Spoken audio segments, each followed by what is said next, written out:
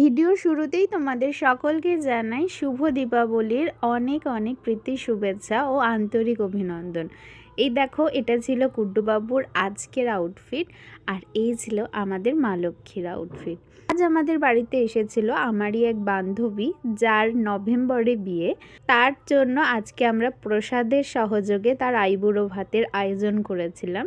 প্রত্যেকটি পদ ছিল ভগবানকে নিবেদন করা প্রসাদী।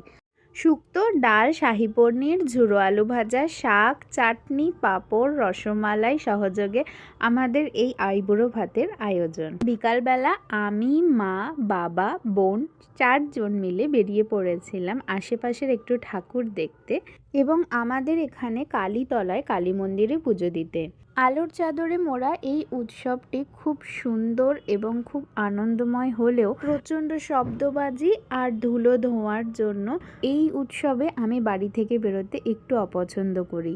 কিন্তু যেহেতু তোমরা জানোই এই বছর আমার এই বাড়িতে কাটানো মা বাবার সাথে শেষ দীপাবলি, তাই বাবার রিকোয়েস্টেই আমরা একসাথে গিয়েছিলাম মন্দিরে পুজো দিতে।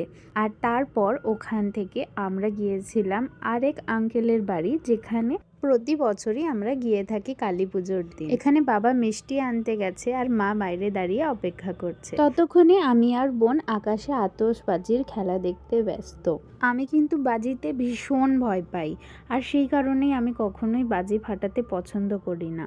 তোমরা কে কে আমার মতো এরকম ভয় পাও বাজি ফাটাতে, সেটা কমেন্টে জানিও। তারপর আমরা পৌঁছে যাই সেই আঙ্কেলদের বাড়িতে। দেখো, এখানে দিওয়ালির পুজো হয়েছিল।